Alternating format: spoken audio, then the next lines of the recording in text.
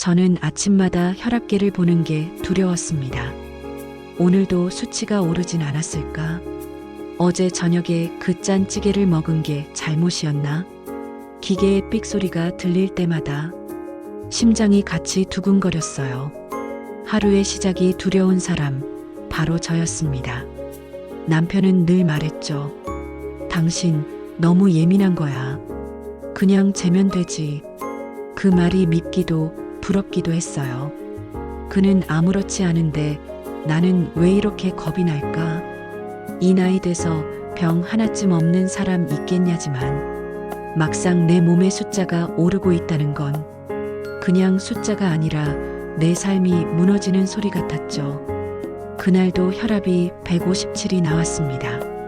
저는 그 자리에 앉아 한참을 움직이지 못했습니다. 손끝이 차가워지고 마음은 점점 작아졌어요. 그날 밤 잠이 오지 않았어요. 창밖에 가로등 불빛이 심장 박동처럼 깜빡거렸죠. 내일 아침엔 조금 달라져야겠다. 그렇게 속으로 되뇌었습니다. 이튿날 커피 대신 미지근한 물 한 컵을 마셨습니다. 처음엔 습관처럼 커피잔을 찾았지만 손끝을 멈췄어요. 오늘은 다르게 해보자. 거실 창문을 열고 찬 공기를 마셨습니다. 햇살이 눈을 찔렀지만 그 따뜻함이 어딘가 고마웠습니다. 엄마, 아침부터 운동해? 딸아이의 말에 저는 웃으며 고개를 끄덕였죠. 응, 이제 몸이랑 좀 친해지려고. 그 말이 참 낯설었다. 내 몸과 친해진다는 게. 그날부터 10분이라도 몸을 움직이기 시작했습니다. 일주일쯤 지났을까요? 그날도 혈압계를 꺼내 들었습니다. 늘 두렵던 그 순간, 이번엔 조금 다르게 느껴졌어요. 빅 137. 한동안 숫자를 바라봤습니다. 눈물이 났어요. 내 몸이 나한테 답을 해주는구나. 그때 남편이 말했죠. 봐, 당신이 잘하고 있잖아. 몰랐지? 당신은 마음만 먹으면 뭐든 바꿀 수 있어. 그 말에 이상하게 웃음이 났습니다. 그동안 내 몸을 미워하기만 했던 내가 이제야 나를 믿기 시작했구나 싶었죠. 지금도 아침마다 물 한 컵으로 하루를 시작합니다. 그게 제 인생의 리셋 버튼이에요. 혈압은 예전보다 안정됐고 무엇보다 마음이 편안해졌습니다. 이젠 숫자가 아니라 나의 하루를 본다. 창문을 열고 새소리를 듣고 손끝으로 따뜻한 잔을 감싸며 말합니다. 오늘도 괜찮다. 나는 괜찮다. 그때의 두려움이 없었다면 이 작은 평화도 없었겠죠. 이제 저는 압니다. 몸은 포기하지 않으면 언제든 다시 피어날 수 있다는 걸요. 저는 걷는 게 무서웠습니다. 한 발 내디딜 때마다 무릎에서 나는 소리, 그게 그렇게 두려웠습니다. 예전엔 시장도 걸어 다니고 손주 데리고 공원도 잘 다녔는데 언제부턴가 엘리베이터 앞에 서는 시간이 길어졌어요. 엄마, 나랑 산책 가요. 딸의 말에 저는 애써 웃으며 대답했죠. 오늘은 좀 피곤해서. 사실은 피곤한 게 아니라 무릎이 아팠어요. 계단을 오를 때마다 뼈가 서로 부딪히는 느낌. 이러다 못 걷게 되면 어쩌나. 그 생각이 머릿속을 떠나질 않았습니다. 의사는 말했습니다. 연골이 많이 닳았네요. 무리하지 마세요. 그 말이 저를 더 움츠러들게 했습니다. 어느 날 손자 운동회가 열렸습니다. 할머니, 나 달리기 할 때 꼭 와야 돼. 그 말에 저는 대답도 못하고 잠시 멈췄습니다. 운동장까지 걸을 수 있을까? 행사 당일 얇은 무릎 보호대를 차고 천천히 걸었습니다. 한 걸음, 두 걸음. 숨이 차오르고 다리가 묵직했지만 손자가 트랙 위에서 손을 흔들고 있었어요. 할머니, 나 봐. 그 순간 이상하게 통증이 줄었습니다. 마음이 먼저 뛰기 시작했거든요. 경기가 끝나고 손자가 제 손을 꼭 잡았어요. 할머니, 나 2등 했어. 저는 웃으며 말했죠. 그래, 우리 할머니도 오늘은 이긴 것 같아. 그날 나는 처음으로 통증이 무섭지 않았다. 그날 이후로 저는 하루에 10분이라도 걷기로 했습니다. 아파트 앞 벤치까지. 그게 처음 목표였죠. 처음 며칠은 무릎이 얼얼했고 밤엔 파스 냄새가 방 안을 채웠습니다. 그런데 어느 날 계단을 오르는데 통증보다 땀이 먼저 났습니다. 괜찮네? 저도 모르게 웃음이 났어요. 아, 아직 나한테 길이 남아 있었구나. 며칠 후 딸이 말했죠. 엄마, 요즘 얼굴 좋아 보여요. 저는 그 말을 듣고 왠지 모르게 눈물이 핑 돌았습니다. 지금도 저는 매일 걷습니다. 예전처럼 빠르진 않지만 꾸준히 걷습니다. 무릎은 아직 완전히 낫진 않았지만 이제는 아픈 다리가 아니라 나를 움직이는 다리가 됐어요. 걸을 수 있다는 게 이렇게 고마운 일이었구나. 운동장에서 뛰던 손자의 얼굴이 아직도 눈에 선합니다. 그 아이 덕분에 저는 다시 걸었고 그 길 위에서 나를 되찾았습니다. 저녁 노을 아래 저는 천천히 속삭입니다. 오늘도 잘 걸었다. 내일도 또 걸어보자. 이제는 통증보다 희망이 먼저 찾아옵니다. 그게 제가 다시 피어나고 있다는 증거입니다. 저는 남편과 밥을 먹을 때 말을 거의 하지 않습니다. 도대체 언제부터 이렇게 조용해진 걸까? 예전엔 사소한 얘기에도 웃음이 터졌는데 이젠 젓가락 부딪히는 소리만 들립니다. 오늘 반찬 짜다. 그가 툭 던진 말 한마디가 마음에 꽂혔습니다. 그날 하루 종일 그 말이 머릿속을 맴돌았어요. 그냥 밥맛이 없다는 뜻이겠지. 이해하려 해도 서운함이 먼저 올라왔습니다. 아이들이 다 커서 떠나가고 집엔 둘만 남았는데 그 넓은 거실이 어쩜 이렇게 조용할 수 있을까요? 그날 저녁 남편은 TV를 보고 있었어요. 저는 부엌에서 설거지를 하며 혼잣말을 했죠. 같이 산 세월이 30년인데 이젠 대화 한마디가 이렇게 어렵네. 그때 갑자기 남편이 말했습니다. 그때 말이야, 나도 미안했어. 저는 놀라서 손에 쥔 접시를 떨어뜨릴 뻔했어요. 뭐가요? 그때 당신 아프다고 병원 갔을 때 말이야. 일이 바쁘다면서 같이 못 가줬잖아. 잠시 침묵이 흘렀습니다. 그의 목소리가 조금 떨리고 있었어요. 그 얘기를 이제 와서 꺼내다니 속이 이상하게 따뜻해졌습니다. 나 그때 많이 서운했어요. 저는 조심스레 말을 꺼냈습니다. 당신한텐 일이었겠지만 나한텐 외로움이었어요. 남편은 고개를 숙인 채 말이 없었습니다. 그러다 천천히 제 손을 잡았어요. 그땐 나도 어려웠어. 표현을 몰랐지. 그 말 한마디에 30년의 벽이 무너지는 소리가 들렸습니다. 이 사람도 나처럼 외로웠구나. 눈물이 났습니다. 그동안 쌓인 오해가 녹듯 사라졌어요. 그날 이후로 우리는 하루에 한 번씩 서로에게 묻습니다. 오늘은 어땠어? 별거 아닌 말이지만 그 한마디로 마음이 열립니다. 아침엔 제가 먼저 커피를 내리고 남편은 식탁 위에 신문을 펼치며 말하죠. 이 집 커피가 제일 맛있네. 그 웃음소리가 참 오랜만이었습니다. 이게 부부구나. 말이 아니라 마음으로 이어지는. 이제는 식탁이 조용하지 않습니다. 우리의 대화가 다시 피어났거든요. 저는 그를 바라보며 속삭입니다. 당신 오늘도 고마워요. 그리고 속으로 덧붙입니다. 30년의 침묵 끝에 드디어 사랑이 들리기 시작했다. 저는 그날 평소보다 일찍 눈을 떴습니다. 습관처럼 셔츠를 꺼내 입으려다 멈췄습니다. 이젠 갈 곳이 없구나. 30년을 다닌 회사, 매일 아침 들리던 출근 알람이 이젠 울리지 않았습니다. 식탁엔 아내가 조용히 밥을 차려뒀어요. 오늘은 좀 쉬어요. 그 말이 이상하게 낯설었습니다. 쉬라니.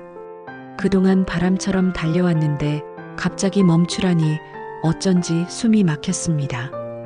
밥을 먹다 말고 젓가락을 내려놓았습니다. 나 이제 뭐 하지? 하루 종일 TV를 켜둔 채 앉아 있었습니다.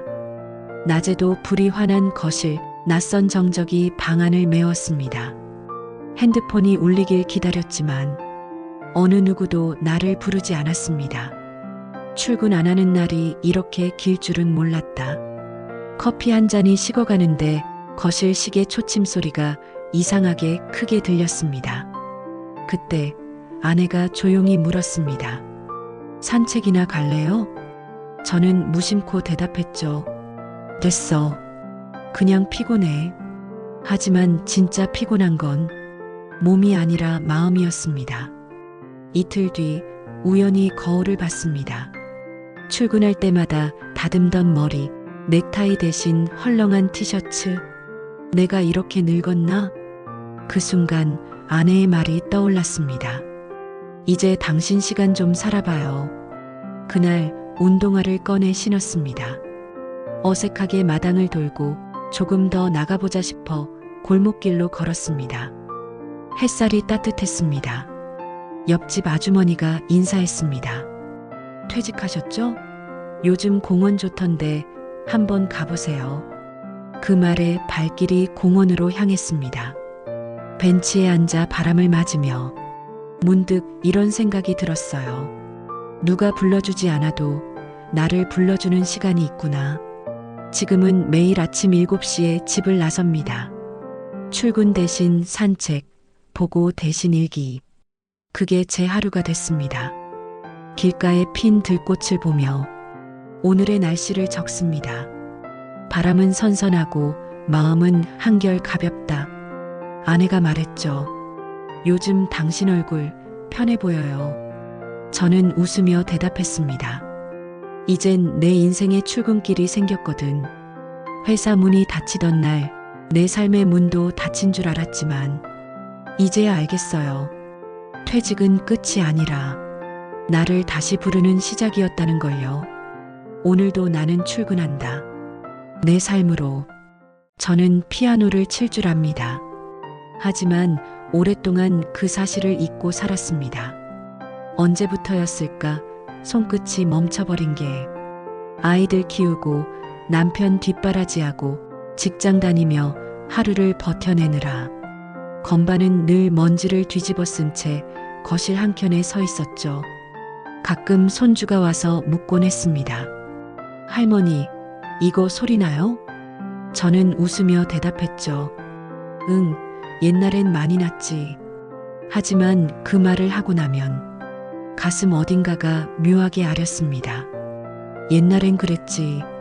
지금은 아니니까. 그렇게 수십 년을 피아노 없이 살아왔습니다. 어느 날 친구 집에 놀러 갔을 때였습니다. 거실 한가운데 놓인 피아노에서 잔잔한 멜로디가 흘러나왔습니다. 친구가 말했죠. 요즘 취미로 다시 배우고 있어. 손은 느려졌지만 마음이 참 편해져. 그 말을 듣는데 이상하게 가슴이 저릿했습니다.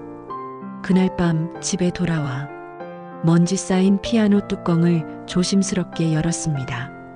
손가락을 올려놓는 순간 건반이 차갑게 식어 있었어요. 그래, 나도 한때는 이 소리로 웃던 사람이었지. 처음엔 음이 틀리고 손이 떨렸지만 하얀 건반 위에 나를 다시 올려두는 느낌이 들었습니다. 며칠 뒤 손자가 놀러 왔습니다. 할머니, 소리 나게 해줘요. 저는 웃으며 자리를 내줬죠. 같이 쳐볼까? 작은 손과 주름진 손이 나란히 건반 위에 올랐습니다. 도, 레, 미.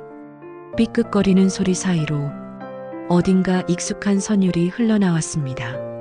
손자가 말했어요. 할머니, 이 노래 좋아요. 그 말에 눈시울이 뜨거워졌습니다. 그래, 나도 이 노래 참 좋아했었지. 그날 오랜만에 집안에 음악이 돌아왔습니다. 그리고 마음속에도 봄이 스며들었죠. 지금은 매일 저녁 10분씩 피아노를 칩니다. 틀리고 멈추더라도 상관없어요. 이건 누굴 위한 연주가 아니라 나를 위한 시간이라서요. 건반 위에서 세월이 흘러간 손등을 바라봅니다. 그 주름마다 지나온 날들의 소리가 묻어 있습니다. 잊었던 나를 다시 불러낸 소리. 남편이 문틈으로 말합니다. 요즘 집이 따뜻해진 것 같아. 저는 대답 대신 미소를 지었습니다. 피아노는 여전히 거실 한가운데 있습니다. 이젠 먼지가 아니라 내 숨결이 쌓이는 자리로 오늘도 건반 위에 손을 올립니다. 그리고 속삭입니다. 다시 시작이야. 나는 아직 노래할 수 있다. 남편이 퇴직한 첫날, 저는 평소보다 늦게 일어났습니다. 늘 그가 먼저 출근하고 나면 집안이 고요했는데 그날은 식탁에 그의 그림자가 남아 있었습니다. 당신도 밥 먹어. 그가 말했습니다. 어색하게 미소를 지으며 저는 고개를 끄덕였죠. 하지만 젓가락을 드는 순간 이상하게 밥맛이 없었습니다. 이렇게 하루 종일 같이 있는 게 처음이지. 10년 넘게 혼자 아침을 먹는 게 당연했던 나였는데 이제는 그가 내 앞에 앉아 있었죠. 커피 포트가 울릴 때마다 묘한 침묵이 흘렀습니다. 며칠 동안 남편은 하루 종일 집에 있었습니다. 리모컨 소리, 뉴스 앵커의 목소리, 그게 배경음처럼 들렸어요. 여보, 점심 뭐야? 냉장고에 어제 반찬 있어요. 대화는 짧았고 공기는 무거웠습니다. 예전엔 회사 얘기로 꽉 찼던 저녁 식탁, 이젠 서로 눈치만 보는 전쟁터 같았죠. 같이 있는데 왜 더 멀게 느껴질까? 그는 TV 앞에서 하품을 하고 저는 설거지를 하며 그의 한숨 소리를 들었습니다. 그 소리가 마치 시계 초침처럼 내 마음을 찔렀습니다. 일주일쯤 지났을 때였어요. 저는 빨래를 개고 있었고 그는 거실에서 소파를 옮기고 있었죠. 그건 왜 옮겨요? 거기 그렇게 두면 햇빛 안 들어오잖아요. 내가 보기엔 이게 낫지. 사소한 말이었는데 이상하게 화가 났습니다. 평생 안 보던 집안을 갑자기 왜 바꿔요? 이건 내가 정리해온 공간이에요. 그는 아무 말 없이 소파를 제자리로 밀어놨습니다. 그러다 중얼거렸어요. 나도 이제 내 자리가 좀 있었으면 해서. 그 말이 마음을 때렸습니다. 아, 이 사람도 혼란스러웠구나. 그날 밤 저는 잠을 설쳤습니다. 남편의 코 고는 소리가 유난히 낯설게 들렸습니다. 다음 날 아침 저는 조용히 식탁에 앉아 있었습니다. 남편이 내려준 커피 향이 방 안을 채웠죠. 여보, 그가 먼저 말을 걸었습니다. 나도 요즘 좀 낯설어. 어디 가요? 당신이랑 집이랑 나 자신까지도. 그 말이 너무 솔직해서 답을 못했습니다. 잠시 후 저도 조용히 입을 열었죠. 나도 그래요. 당신이 퇴직하고 나서 우리 집이, 우리 관계가 다 어색해졌어요. 그럼 다시 익숙해질 때까지 조금만 기다려줘요. 그의 목소리가 낮고 따뜻했습니다. 서로 다른 방에서 살던 부부가 다시 한 집에 들어온 기분이었다. 그날 점심 우리는 같이 시장에 갔습니다. 당신은 생선 고르고 나는 채소 살게요. 그렇게 함께 걷는 게 이토록 어색하면서도 따뜻할 줄 몰랐습니다. 지금은 아침마다 같이 커피를 내립니다. 그는 신문 대신 식물에 물을 주고 나는 그 옆에서 식탁보를 펴죠. 가끔 싸우기도 합니다. 설거지 순서를 두고 TV 볼륨을 두고. 하지만 이제는 웃으면서 말할 수 있습니다. 여보, 오늘은 내가 져줄게. 그럼 내일은 내가 질게. 그 대화가 소중했습니다. 결국 함께 산다는 건 조금씩 물러서며 기다려주는 일이구나. 어느 저녁 남편이 커피잔을 내려놓으며 말했어요. 이젠 집이 덜 낯설어. 저는 미소 지으며 대답했습니다. 이젠 당신이 이 집의 공기 같아요. 그날 밤 저는 오랜만에 남편의 어깨에 기대어 TV를 봤습니다.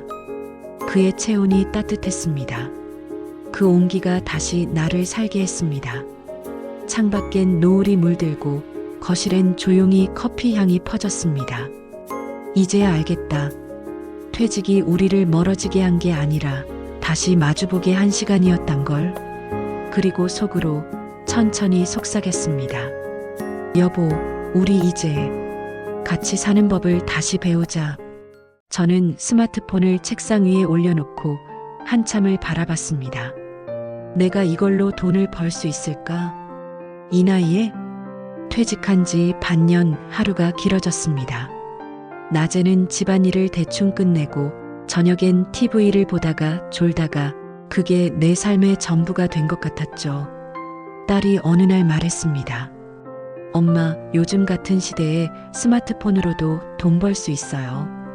엄마가 좋아하는 살림 팁이나 건강 루틴 찍어서 올려봐요. 저는 비웃듯 웃었습니다. 아휴, 그건 젊은 애들이나 하는 거지. 내가 뭘 안다고. 딸은 고개를 저었습니다. 엄마가 아는 게 더 진짜예요. 30년 살아낸 경험, 그게 콘텐츠니까. 그 말이 하루 종일 머릿속에서 울렸습니다. 경험이 콘텐츠네. 경험에 누가 관심을 가질까? 그날 밤 방 안에서 남편이 코를 고는 소리를 들으며 저는 혼자 스마트폰을 들고 카메라 앱을 켰습니다. 화면 안에 낯선 내 얼굴. 주름이 깊고 눈가가 처졌고 그러나 이상하게도 따뜻한 표정이었죠. 안녕하세요. 그 말이 나오지 않아. 한동안 입술을 굳게 다물었습니다. 괜찮아. 누구도 지금 보고 있지 않아. 처음 찍은 영상은 싱크대 물때 없이 닦는 법이었습니다. 머리 위에 집게핀을 꽂고 낡은 앞치마를 두르고 주방 조명을 최대한 밝게 켰습니다. 여러분, 저는 말이 꼬여서 다시 지우고 또 지웠습니다. 10번째쯤 됐을 때 저는 그냥 평소처럼 말하기로 했습니다. 저는 매일 아침 빨간 행주를 씁니다. 왜 빨간색이냐고요? 잘 보여서요. 보이는 게 덜 지치거든요. 그 말이 내 귀에 자연스럽게 들리는 순간 저는 비로소 녹화를 멈추지 않았습니다. 편집은 할 줄 몰라. 그냥 앞뒤만 조금 자르고 자막 없이 그대로 올렸습니다. 업로드 버튼을 누르고 난 뒤 손끝이 떨렸습니다. 이게 대체 뭘 바꾸겠어. 그럼에도 이상하게 가슴이 뛰었습니다.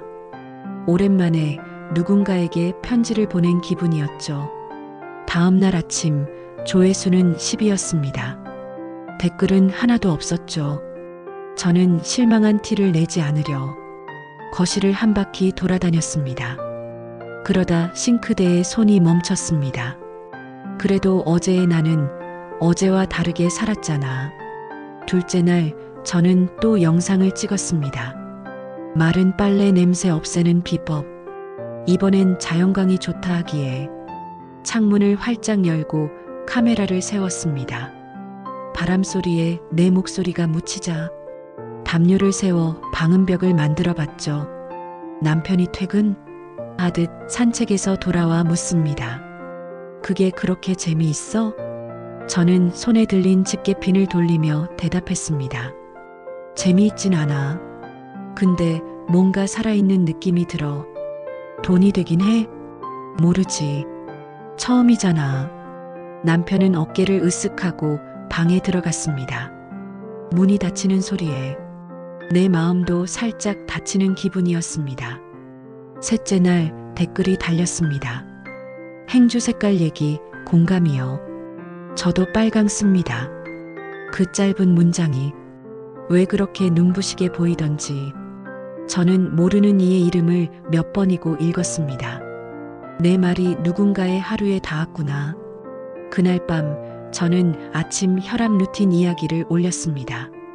물 한 컵, 10분 스트레칭, 기록장. 내 삶의 작은 변화들을 세심하게 보여주며 말했죠.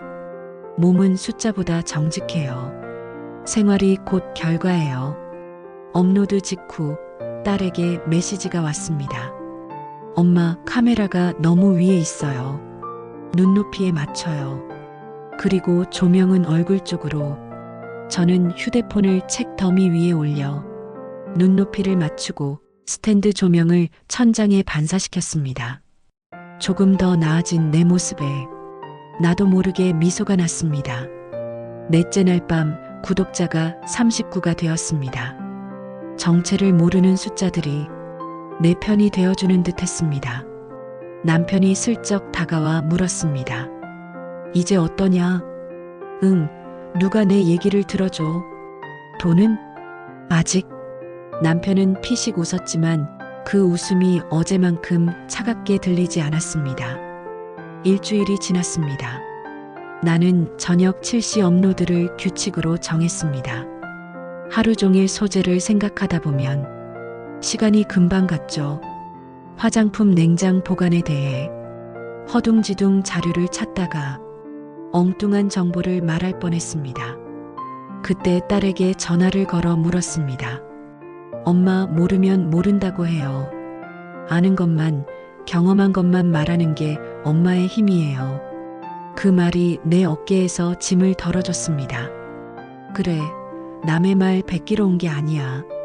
내 삶을 들려주러 온 거지. 그날 영상은 피부 탄력 홈케어 내가 진짜 해본 것만이었습니다. 얼굴 마사지 동작을 보여주다가 손이 떨려 동작이 흐트러졌지만 나는 그대로 말했죠. 죄송해요. 손이 떨리네요. 근데 이 동작이 혈색을 살려줘요. 댓글이 몰려왔습니다. 정직해서 좋아요. 완벽하지 않아서 더 믿음 가요. 우리 엄마 같아요. 나는 휴대폰을 가슴에 꼭 안았습니다. 작은 상자 같은 기계에서 따뜻한 손길이 쏟아져 나오는 느낌이었습니다. 그렇게 열흘째 되던 날 알림이 하나 떴습니다. 수익 창출 조건 일부 충족. 나는 알림 문구를 이해하지 못해 딸에게 보냈습니다. 딸이 급히 전화했습니다. 엄마, 축하해요. 곧 광고가 붙을 수도 있겠다. 정말? 네, 여기서부터가 시작이에요. 그날 저녁 남편이 식탁에서 조심스럽게 말했습니다. 나도 내가 말한 거 하나 올려봐도 될까? 무슨 거? 전기밥솥 고무 패킹 교체하는 법. 나 그거 잘하잖아. 나는 터져나오는 웃음을 손등으로 가렸습니다. 에? 우리 같이 해. 그가 쑥스러워하며 고개를 끄덕였을 때 나는 이 집에 새로운 바람이 드는 걸 느꼈습니다. 그리고 어느 비 오는 오후 작은 기적이 찾아왔습니다. 은행 앱 알림이 울렸습니다. 입금 3,000원. 나는 처음에 눈을 의심했습니다. 이체 내역을 끝까지 읽고서야 그 돈이 광고 수익의 첫 입금이라는 걸 알았습니다. 여보, 나는 다급하게 남편을 불렀습니다. 그가 방에서 허둥지둥 나오며 묻습니다. 무슨 일이야? 우리 벌었어. 얼만데? 3,000원. 그는 잠깐 멈칫하더니 피식 웃었습니다. 그거 커피 한 잔 값도 안 되잖아. 나는 고개를 저었습니다. 아니, 내게는 세상이 달라진 값이야. 그 말과 함께 나는 눈물이 왈칵 쏟아졌습니다. 나는 다시 생겼다. 누군가에게 유용한 사람으로. 남편은 말없이 내 어깨를 토닥였습니다. 축하한다. 그 한마디가 30년 함께 산 사람의 가장 큰 응원이었습니다. 그날 저녁 나는 라이브 방송을 켰습니다. 서툴게 인사를 하고 화면 속 이름들을 천천히 불렀습니다. 고맙습니다. 제가 오늘 처음으로 수익을 받았어요. 채팅창에 하트 대신 길고 따뜻한 문장들이 올라왔습니다. 언니 계속해요. 엄마, 오늘도 잘 봤어요. 우리는 여기 있어요. 나는 마른 손등으로 눈물을 닦으며 말했습니다. 저 더 잘해볼게요. 천천히 끝까지. 지금은 매주 월수금 저녁 7시에 영상을 올립니다. 화요일엔 댓글에 답하고 목요일엔 다음 주 촬영 계획을 세웁니다. 주말엔 남편과 밥솥 시리즈를 찍습니다. 그가 나사를 쥐고 나는 카메라 각도를 맞추죠. 카메라 더 오른쪽. 조명은 부엌등이 나아. 우리는 싸우듯 협업하고 웃으며 화해합니다. 결국 영상 끝 크레딧엔 촬영 남편이라는 글자가 들어갑니다. 그 글자를 마지막으로 확인하는 순간마다 나는 몸을 곧게 세웁니다. 수익은 아직 크지 않습니다. 그런데 이상하게도 나는 더 이상 숫자에 휘둘리지 않습니다. 조회수는 사람이고 수익은 고마움의 모양일 뿐.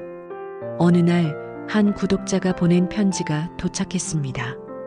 이모, 지난달에 우울해서 아무것도 못했는데 이모 영상 보고 싱크대부터 닦았어요. 그날 이후로 하루가 덜 무겁습니다. 나는 그 문장을 수십 번 읽었습니다. 그리고 알았습니다. 나는 영상으로 누군가의 삶을 조금 덜 무겁게 만들고 있음을. 밤이 깊으면 거실 조명을 낮추고 휴대폰 화면을 끕니다. 창밖에서 빗소리가 부드럽게 들려옵니다. 나는 조용히 속삭입니다. 오늘도 잘했다. 스마트폰은 책상 위에 엎드려 있고 나는 이불 속으로 천천히 들어갑니다. 내일 찍을 영상의 첫 문장을 머릿속으로 몇 번이고 되뇌며 안녕하세요. 오늘은 우리 집 작은 방법 하나를 나눌게요. 이제 나는 압니다. 새로운 일은 대단한 재능이 아니라 작은 용기에서 시작된다는 걸. 그 용기가 3,000원으로 돌아왔던 날 나는 내 삶의 값어치를 다시 배우기 시작했습니다.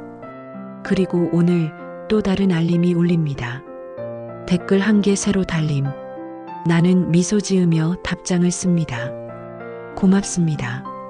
내일도 같이 해요.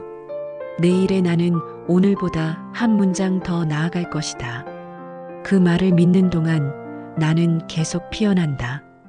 저는 오늘 아들의 집 앞에서 한참을 서 있었습니다. 초인종 하나 누르는데 왜 이렇게 망설여질까? 손에는 반찬통이 들려 있었고 눈앞엔 낯선 도어락이 서 있었습니다. 아들이 결혼하고 나서 처음 가보는 새 집. 주소를 찾아내기까지도 며칠이 걸렸습니다. 엄마, 요즘 바빠요. 주말에 전화드릴게요. 그 말이 늘 마지막 인사였습니다.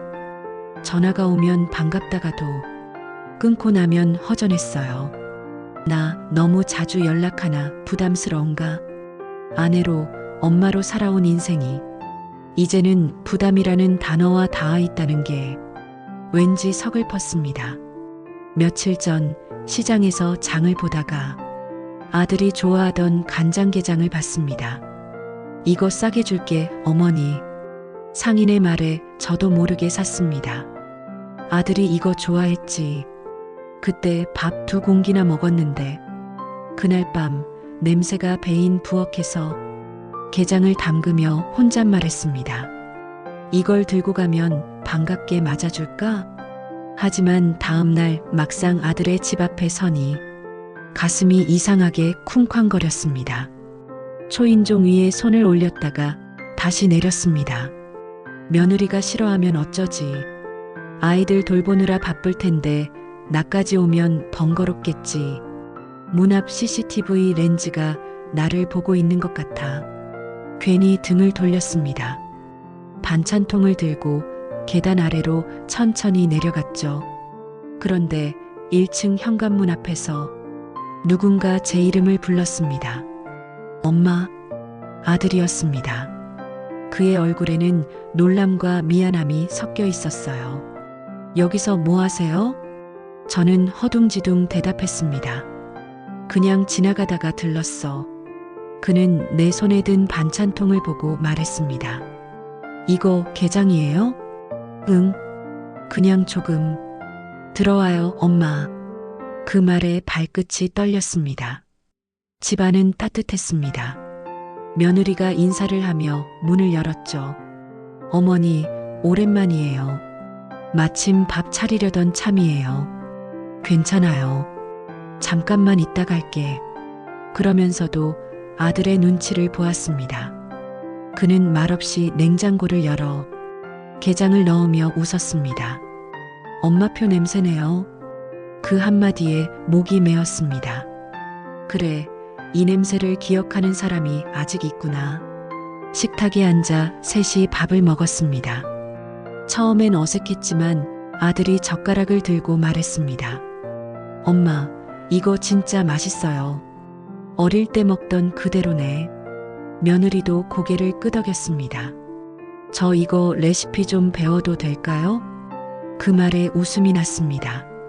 별거 없어. 깨 밥 비벼 먹으면 돼. 순간 부엌 안에 웃음소리가 번졌습니다.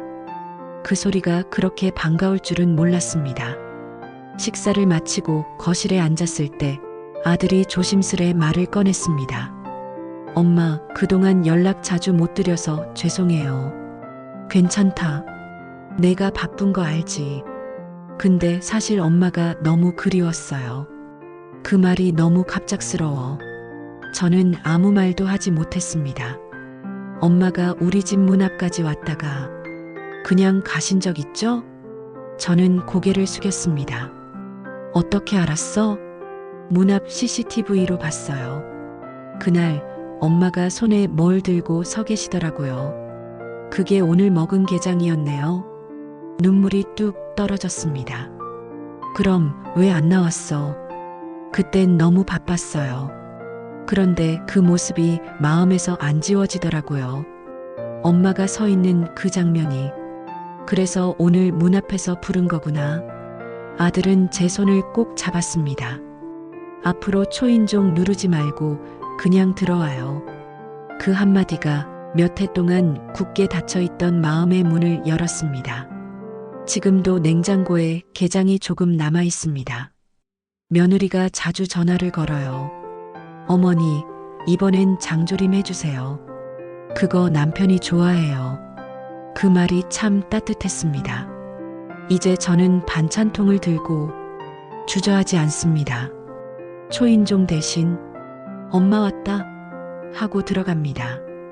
거실엔 손자의 웃음소리가 울리고 아들은 식탁을 차리며 말합니다. 엄마, 내일은 제가 게장 해드릴게요. 그 말을 들으며 저는 속으로 웃습니다. 그래, 이제는 내가 방문객이 아니라 이 집의 한 사람으로 돌아왔구나. 퇴근길처럼 바쁜 하루였던 인생이 이제는 천천히 그러나 단단히 이어지고 있습니다. 오늘도 반찬통을 닦으며 속삭입니다.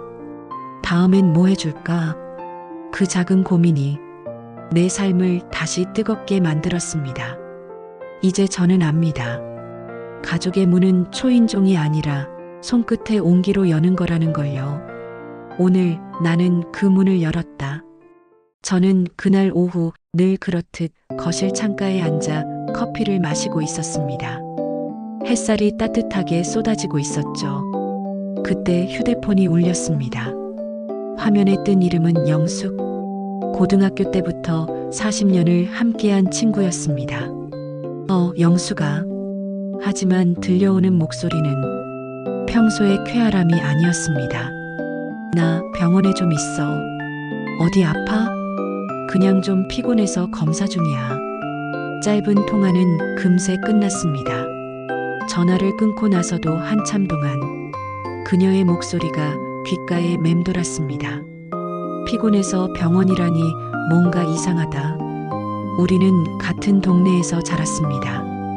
학교 끝나면 떡볶이집에 앉아 서로의 꿈을 이야기하던 친구였죠. 그녀는 늘 밝고 장난기 많았습니다. 나는 가게 차릴 거야. 돈 많이 벌면 너한테 맨날 커피 사줄게. 그 약속을 지키듯 성인이 된 뒤에도 우리는 종종 만났습니다. 결혼식, 육아, 자녀 대학 입시까지 서로의 인생을 곁에서 봐왔죠. 하지만 어느 순간 삶이 우리를 멀리 데려갔습니다.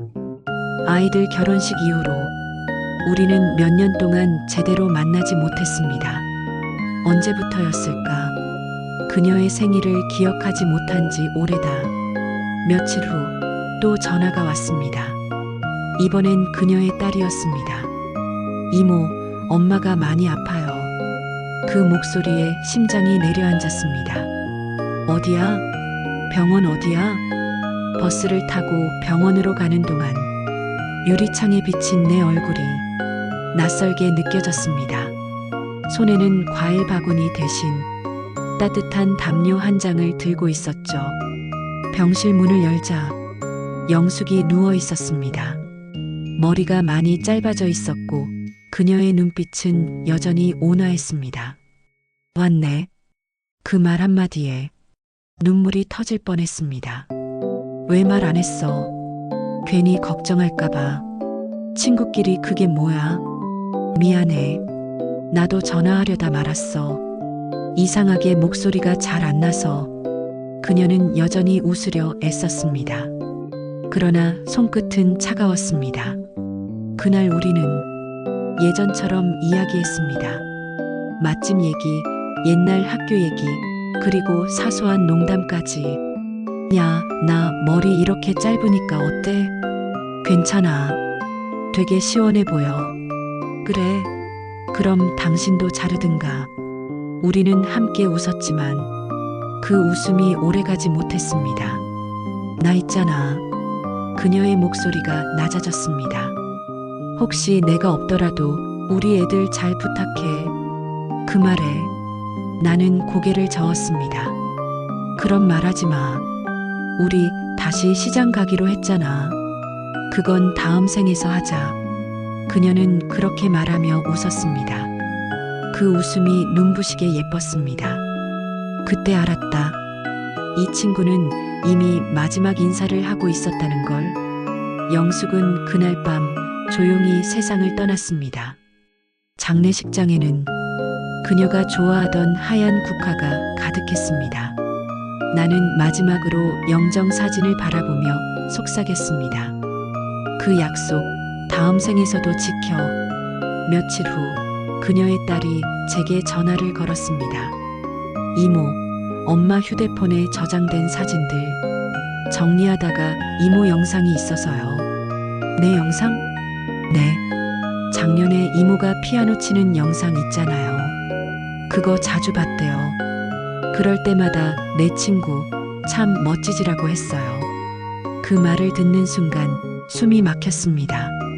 그녀는 이미 조용히 나를 응원하고 있었구나. 나는 그날 밤 오래된 앨범을 꺼내 우리의 사진을 한 장 한 장 넘겼습니다. 교복 입은 소녀들, 웃음 가득한 시장길, 그리고 결혼식 날의 서로의 얼굴. 사진 속 그녀가 나를 바라보며 말하는 듯 했습니다. 잘 살아. 울지 말고. 지금도 가끔 전화벨이 울릴 때면 순간적으로 영숙이라는 이름을 찾습니다. 물론 이제 그 이름은 화면 속에 나타나지 않죠. 하지만 저는 압니다. 그 친구는 여전히 내 곁에 있습니다. 살아있을 때보다 더 따뜻하게, 더 가까이. 그래서 오늘도 전화벨이 울리면 속삭입니다. 그래, 영숙아. 나 잘 지내고 있어. 그리고 하늘을 올려다봅니다. 언제든 내가 들을 수 있도록. 저는 그날 저녁 거실 책장을 정리하다가 낡은 앨범 하나를 발견했습니다. 먼지 냄새가 스며든 결혼 전부터 함께해온 추억의 상자. 호기심에 넘겨보던 중 한 장의 사진이 눈에 들어왔습니다.